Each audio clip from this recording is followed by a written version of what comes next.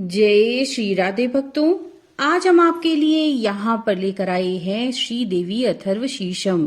भक्तों, शाक्त परंपरा में इस पाठ का बहुत महत्वपूर्ण है और इसका पाठ करने से अन्य चारों अथर्व शीर्ष के पाठ का फल प्राप्त होता है। देवी भागवत महापुराण के अनुसार महाशक्ति पराम्बा ही ब्रह्म स्वरूप हैं। इन्हीं की शक्ति से भगवान ब्रह्मा विश्व की उत्पत्ति करते हैं, भगवान विष्णु सृष्टि का पालन करते हैं तथा भगवान शिव जगत का संहार करते हैं। यानी सृजन, पालन और संहार करने वाली पराशक्ति हैं ये, और यही 10 महाविद्या स्वरूप में अधिष्ठित हैं। इस अथर्वशीर्ष के पाठात्मक अनुष्ठान से पापों का नाश, महासंकट से मुक्ति, भगवत प्राप्ति, वाणी की सिद्धि और भगवत साक्षात्कार की प्राप्ति होती है। और आज हम आपके लिए यहाँ पर लेकर आए हैं श्री देवी अथर्वशीर्ष का पाठ हिंदी में। तो चलिए शुरू करते हैं।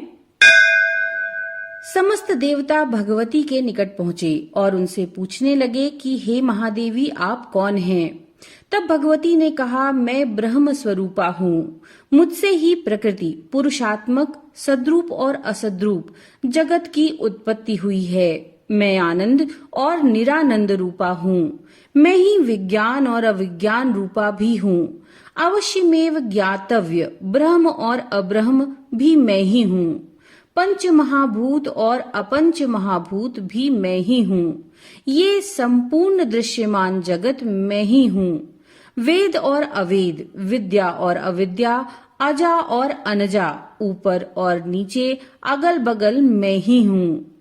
मैं रुद्रों और वसुओं के रूप में तथा आदित्यों और विश्व देवों के रूप में संचरण करती हूँ। मैं मित्र और वरुण, इंद्र और अग्नि एवं दोनों अश्विनी कुमारों का भी पालन पोषण करती हूँ। मैं सोम, त्वष्टा, पूषा एवं भग का धारण करती हूँ। त्रिलोक को आक्रांत करने हेतु अपने पांवों का विस्तार करने वाले विष्णु, ब्रह्मदेव और प्रजापति को भी मैं ही धारण किए हूँ।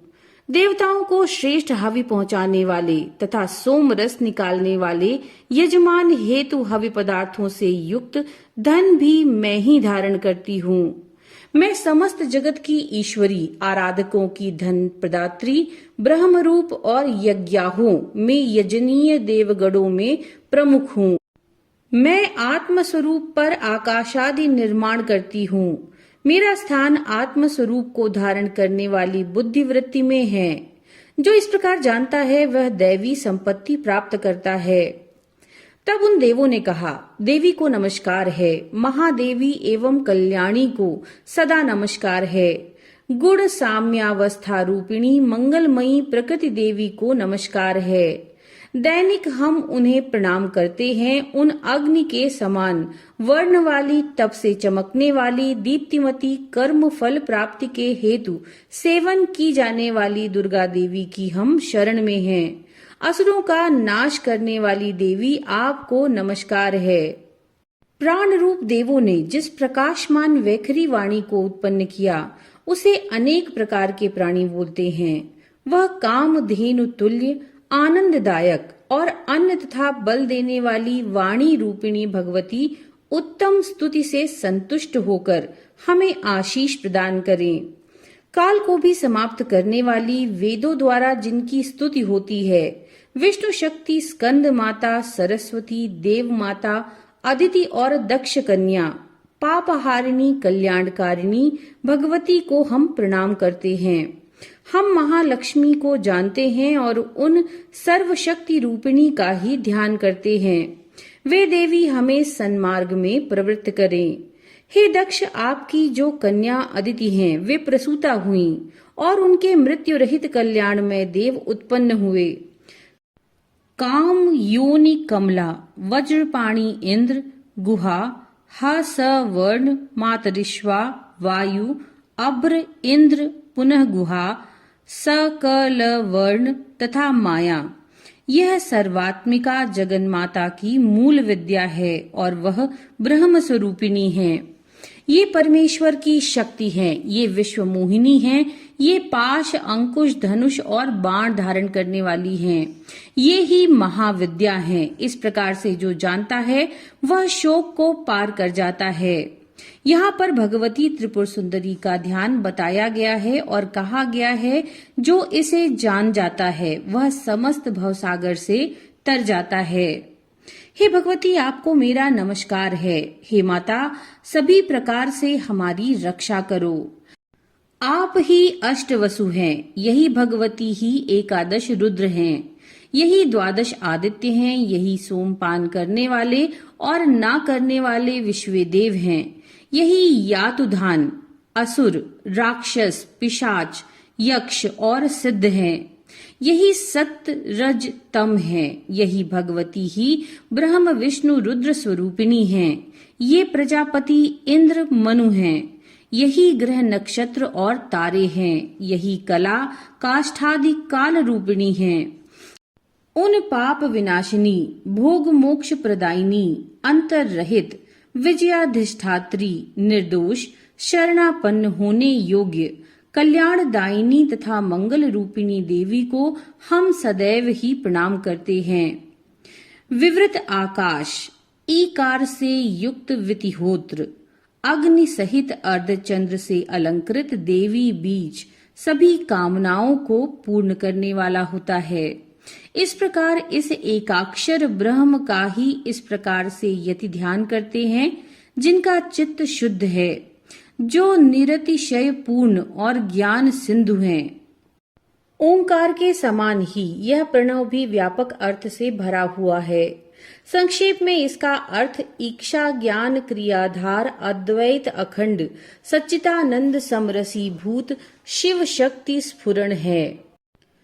वाणी ऐंग, माया ह्रीं, ब्रह्मसु काम क्लीं, इसके आगे छठा व्यंजन अर्थात च, वही वक्त्र अर्थात आकार से युक्त चा, सूर्य म, अवाम श्रोत्र दक्षिण कर्ण उ और बिंदु अर्थात अनुस्वार से युक्त मु, टकार से तीसरा ड, वही नारायण अर्थात आ से मिश्र डा, वायु य, वही अधर अर्थात ऐंग से युक्त ऐ और विच्चे, ये नवार्ण मंत्र उपासकों को परमानंद और मोक्ष प्रदाता हैं।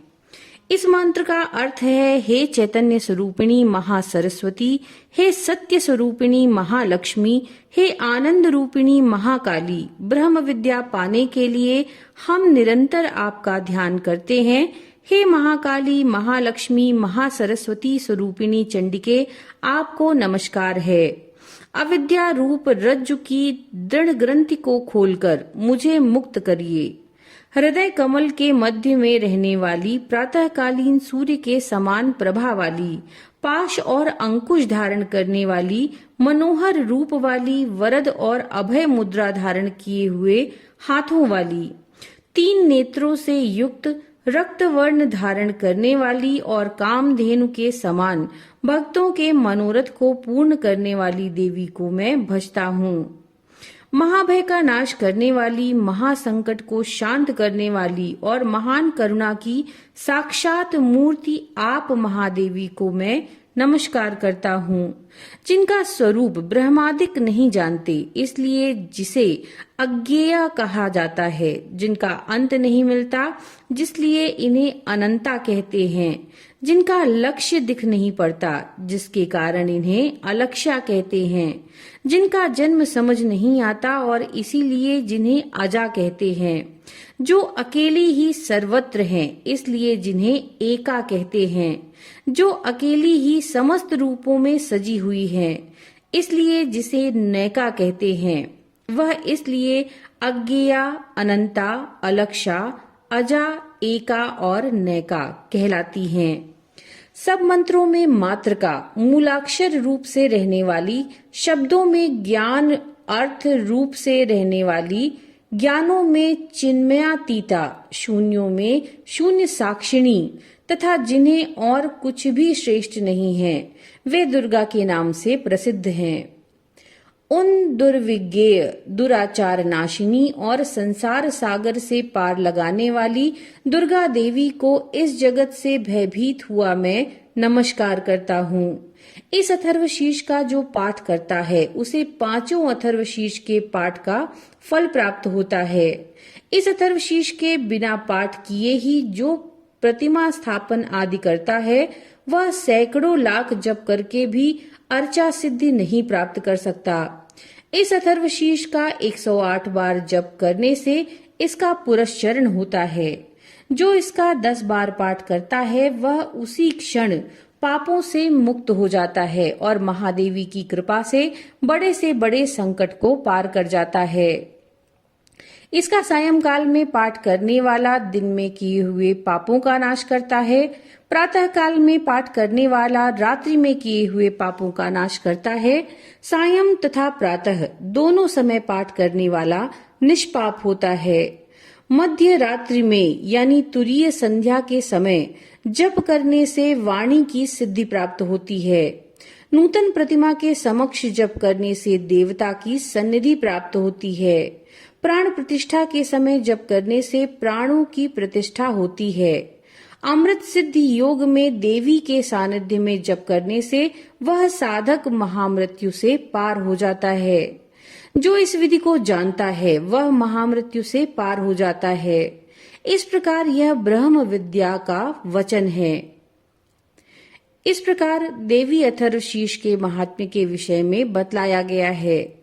यह अथर्वशीष विद्या सर्व मोक्ष प्रदायिनी तथा कल्याण करने वाली है। नमो नारायण।